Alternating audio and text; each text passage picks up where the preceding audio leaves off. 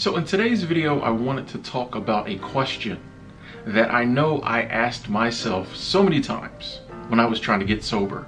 And pretty much everyone I know who struggles with drinking or has a drinking problem, who has tried to quit drinking, has asked themselves so many times. And that question is, why can't I quit drinking? You know, for a lot of us, in pretty much every other aspect or most other aspects of our lives, we have so much willpower, and if we say we're gonna do something, we do it. Or if we say we're not gonna do it, we don't do it. Or even if there is a little resistance, it may take a little bit of time, but typically within a reasonable period of time, we do whatever we say we're gonna do, or we cut out whatever we say we're gonna cut out. So why is it, when it comes to drinking, that we just can't stop drinking? Why is it, even though we've said so many times, I'm never gonna take another drink again, I'm done with alcohol, I'm done with the beer, I'm done with the liquor, I'm done? Why is it that no matter how many times we've said that and truly meant it, this is something that I think a lot of people who've never been in our shoes don't realize. It's not that those times when we say we're gonna quit, that we were lying. We really meant it. We really wanted to quit. But for some reason, 2 days later, a week later, we're back drinking again. Why is that? So in this video, I wanted to give my opinions on that. Now keep in mind, I'm not a doctor, I'm not a therapist, I'm just a guy who used to drink, who doesn't drink anymore, who's trying to share his insights to help others.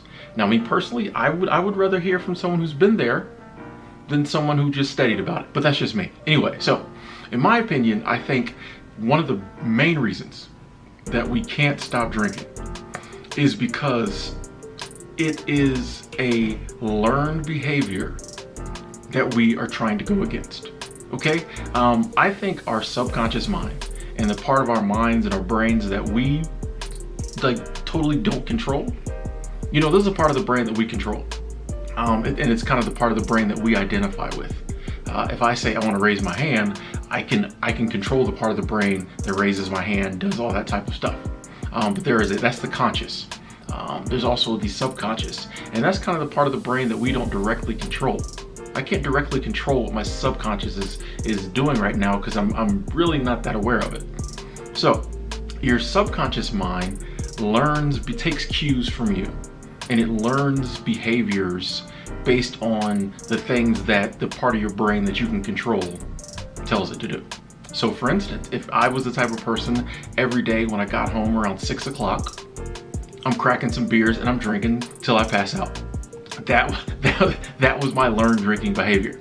So when I wanted to stop, I had to fight against my subconscious telling me every night at 6 o'clock it was time to drink, because that was the message I had given it for over a decade. And that is a deeply ingrained, learned behavior. And it doesn't matter if the part of the brain I control is like, nope, we're not drinking. That powerful subconscious every evening at 6 o'clock is gonna be like, oh, what do we do at 6? We drink. Like your mind is like the world's best alarm clock. Like me, when I'm working, you know, and a lot of people I know are like this as well. A lot of times I don't even have to really set an alarm clock. I just do it to do it, just in case. But I usually wake myself up, or my subconscious wakes me up. Your subconscious mind takes in data and then uses it to trigger you to do certain things. When you're a drinker and you've been drinking for years, decades, whatever, that learned behavior is deeply ingrained in and it might not even be like a time. It could be a place. If it knows every time you get around these certain friends, or every time you go to this bar, you drink. When you put yourself in those positions, your brain is going to tell you to drink. Oh, you're at Doug's house, time to drink. Oh, it's 7 p.m., time to drink. And it takes a lot more than you just saying, I'm not gonna drink anymore, to unlearn that behavior. You know, it's so many things. Like, I think the brain, certain behaviors, the subconscious takes over because it's trying to make life easier for us. Instead of us having to remember to do something every single day, the subconscious says, oh, I'll take that over. I'll do it for you. And it doesn't know good behavior, bad behavior. So it doesn't know that like drinking is something that suddenly now you don't want to do. It just knows in certain situations and in certain times, it's supposed to tell you to drink. It's kind of like something like, have you ever left your house and when you got to the car, you're like, did I lock the door? You know why that is? Because you lock the door every single time you leave the house. Your subconscious mind has taken that task over. You don't physically have to think about it. When you walk out the door, you automatically turn around and lock it because your subconscious mind has taken that over. Drinking can become the same thing. So it takes a lot more than you just saying, I don't want to drink, to overcome that. Also too, that's one reason I think why a lot of us can't stop drinking. Another reason is there are actual like physical cravings. Like once again, if you've been drinking for years or decades or whatever, your body has gotten used to having that chemical substance in it. It's gotten used to it. You know, and even if you consciously are like, I don't want to drink and I can resist those physical cravings, which you eventually can, in the beginning it's going to be very hard because your body is craving for it on levels that we're not even cognizant of. And here's the thing, you're basically combating your mind because you are using your mind to say, I don't want to drink, but another part of your mind, another part of your brain is saying, I do. And here's the real kicker. Like, you are not totally like you don't have like a total 100% best brain, right? Like you've seen those pictures where it's like, here's a healthy brain, here's a brain on drugs, whatever. And so the neurons and the synapses or whatever, all the drinking we've done has damaged our brain. So we are trying to use a damaged instrument to get a very important job done. Addiction is one of the hardest things you can do in your life. We are using a damaged instrument to try to get the job done. And then to add to that, which would already be hard, that instrument is fighting against itself. So you have your brain going against your brain. Both sets of brains are damaged.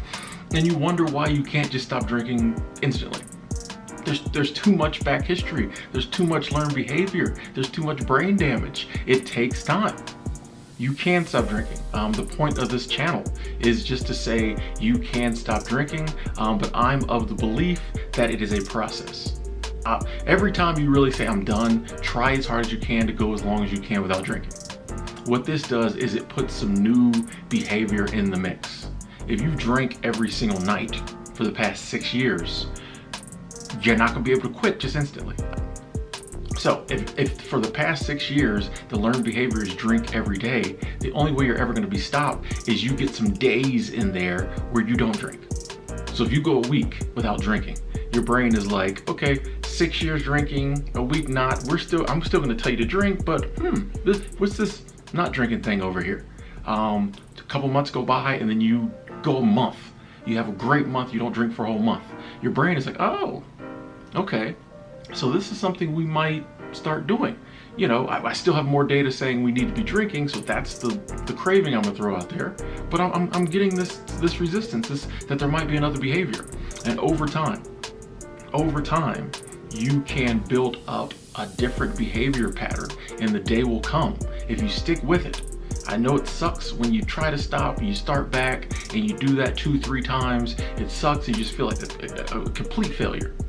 You feel like a complete failure because you told all your friends you were quitting this time, and you made it 3 months, then you fell off the wagon again, but you have to stick with it. Eventually, the behavior of not drinking can become as strong as the behavior of drinking.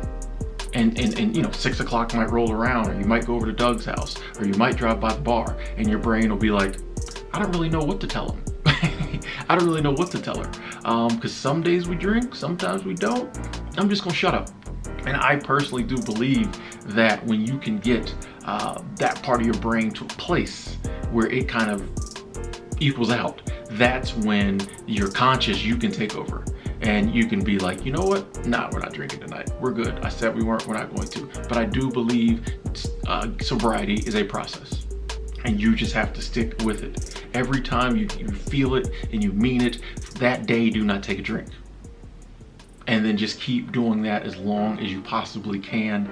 Every time you're in that space, you don't want to take a drink, do not take a drink. And what will happen is, eventually you will get to that place where you never drink again. Anyway, I'm Tim. Thank you for watching. Please, if you like this video, give it a like. And also, more importantly, check out my channel. There's other videos.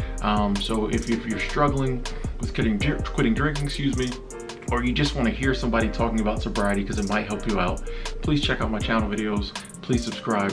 We are definitely in this together. You are not alone. See you next video.